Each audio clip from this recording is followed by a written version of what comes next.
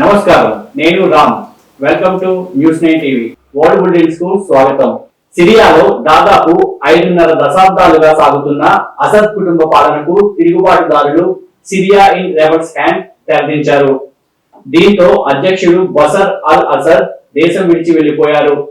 ఈ పరిణామాల వేళ సిరియాలో అమెరికా వైమానిక దాడులు, US air strikes inside Syria చేపట్టడం చర్చనీయాంశమైంది. ఈ విషయాన్ని స్వయంగా అగ్రరాజ్య అధినేత జో బైడెన్ ప్రకటించారు. తొలి టెస్టులో రోహిత్ శర్మ లేకపోవడంతో కెప్టెన్ గా బుమ్రా జట్టును ముందుండి నడిపించాడు. బంతితో తాను రాణించి సహచరుల్లోనూ స్ఫూర్తిని రగిలించాడు. మంచి నాయకత్వంతో జట్టుకు అద్భుత విజయాన్ని అందించాడు. రెండో టెస్టులో రోహిత్ రాకతో జట్టు మరింత బలోపేతం అవుతుందనుకున్నారు. ఆస్ట్రేలియాపై సిరీస్ సాధించేందుకు అవకాశాలు మరింత పెరుగుతాయని అనుకుంటే అంతకు పూర్తి విరుద్ధమైన ఫలితం వచ్చింది. తొలి టెస్ట్ విజయంతో పూర్తి ఆత్మవిశ్వాసంతో కనిపించిన జట్టు ఇప్పుడు నైరాశ్యంలో నిండిపోయింది. రష్యా, ఇరాన్, హెజ్బుల్లా వీరు సిరియా అధ్యక్షుడు బషర్ కు ఎప్పటి నుంచో అండగా ఉండేవారు. 2015లో బషర్ ప్రభుత్వానికి రోజులు దగ్గర పడిన సమయంలో రష్యా వైమానిక దళం, ఇరాన్, హెజ్బుల్లా సాయుధ దళాలు బషర్ ప్రభుత్వానికి దండుగా నిలిచాయి. తిరుగుబాటుదారులపై దాడులు చేయడంతో వారు చెల్లాచెదరయ్యారు. దీంతో సిరియా ప్రభుత్వం దళాలు అలెప్పో కూడా స్వాధీనం చేసుకున్నాయి. Forum of the democratic leaders in Asia Pacific foundation FDLAP కు సహాధ్యక్షురాలుగా ఉన్న కాంగ్రెస్ అగ్రనేత సోనియా గాంధీకి జార్జ్ సోరోస్ ఫౌండేషన్ నుంచి నిధులు పొందిన సంస్థకు సంబంధం ఉందని భాజపా ఆరోపించింది. కాశ్మీర్ ఒక స్వతంత్ర రాజ్యంగా ఉండాలన్న ఆలోచనకు ఈ ఫౌండేషన్ మద్దతు తెలిపిందని, భారత అంతర్గత రాజకీయాలను ప్రభావితం చేయడానికి విదేశీ సంస్థలు ప్రయత్నిస్తున్నాయని చెప్పడానికి ఇది ఒక ఉదాహరణ అని ఎక్స్ వేదికగా రుజువుపడింది. రాజీవ్ గాంధీ ఫౌండేషన్ కు సోనియా గాంధీ నేతృత్వం వహించడం జార్జ్ సోరోస్ ఫౌండేషన్ తో భాగస్వామ్యానికి దారితీసిందని తెలిపింది. పారిశ్రామికవేత్త అదానీ విషయంలో లోక్సభ విపక్ష నేత రాహుల్ గాంధీ నిర్వహించిన విలేకరుల సమావేశాన్ని ఈ సంస్థ ప్రత్యక్ష ప్రసారం చేసింది. ఇది వారి బలమైన బంధాన్ని చాటుతోంది. జార్జ్ సోరోస్ తమకు పాత మిత్రుడని కాంగ్రెస్ ఎంపీ శశి థరూర్ బాహాటంగానే చెప్పారు.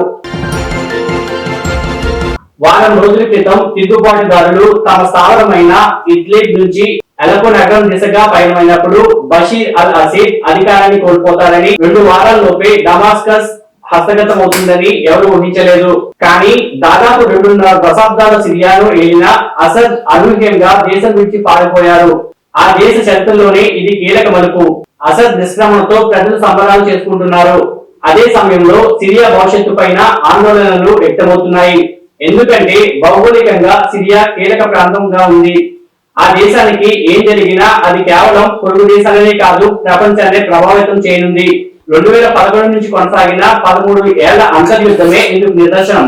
అమెరికా, రష్యా, ఇరాన్, తుర్కీ ఇలా పలు దేశాలు ప్రత్యక్షంగానో పరోక్షంగానో ఈ అంతర్యుద్ధంలో కీలక పాత్ర పోషించాయి. రోడ్డుపై భోజనంతో నిరసన, సమగ్ర శిక్ష సడక్ పే ఖానా కార్యక్రమం నిర్వహించారు. తమ న్యాయమైన డిమాండ్లను పరిష్కరించాలంటూ సమగ్ర శిక్ష ఉద్యోగులు ఆదివారం వినూత్న నిరసన తెలిపారు. రాష్ట్ర అధికార ప్రతినిధి పడాల రవీంద్ర మాట్లాడుతూ, తెలంగాణ సీఎం అనుముల రేవంత్ రెడ్డి గారికి చేరేలా ఉద్యమం చేస్తాం. ముఖ్యమంత్రి సమగ్ర ఉద్యోగులకు ఇచ్చిన హనుమకొండ హామీ నిలబెట్టుకోవాలి. లేదంటే 10వ తేదీ నుండి విద్యాశాఖ స్తంభించి KGBV, URS మరియు అన్ని మండలం MEO, MDOs, IERC కేంద్రాలు బోధన నిలిచిపోనుందని ఆయన తెలిపారు. 3వ రోజుకి చేరిన దీక్ష శిబిరానికి పలువురు దీక్షా శిబిరాన్ని సందర్శించి సంఘీభావం ప్రకటించారు. ఇందులో PRT US జిల్లా నాయకులు అరే భాస్కర్ గారు, డి గవర్ధన్ గారు, గౌరవ అధ్యక్షులు వినోద్ రెడ్డి, తిరుపతి శ్రీనివాసరావు, ప్రభాకర్, TUPS అధ్యక్షులు సునీల్ చౌహాన్, బి గోపీకృష్ణ, సంగీత నాయకులు పాల్గొన్నారు. CPM నేత లంక రాఘవులు, భాజపా నేత సుహాసిని రెడ్డి, TSUTF నేతలు తదితరులు పాల్గొన్నారు.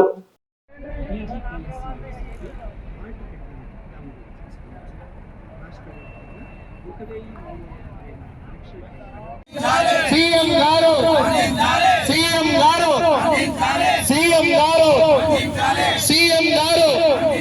సమగ్ర శిక్ష ఉద్యోగులను వెంటనే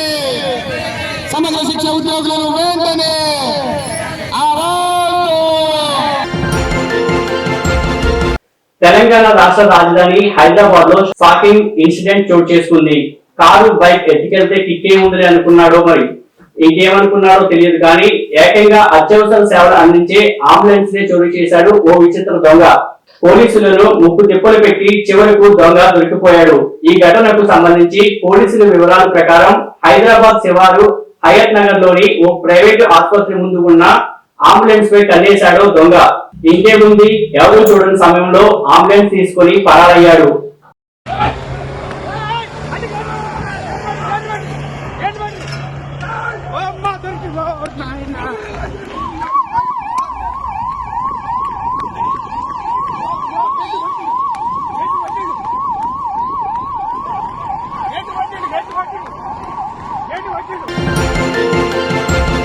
వర్మి సిసిడి ఫంక్షన్ హాల్లో పోతంగల్ మండలం తిరులాపూర్ నివాసి పేకేటి శ్రీనివాస్ రెడ్డి గారి కుమారుడు రాఘవ రెడ్డి గారు రిసెప్షన్ కు హాజరై నూతన వధూవరులను ఆశీర్వదించారు.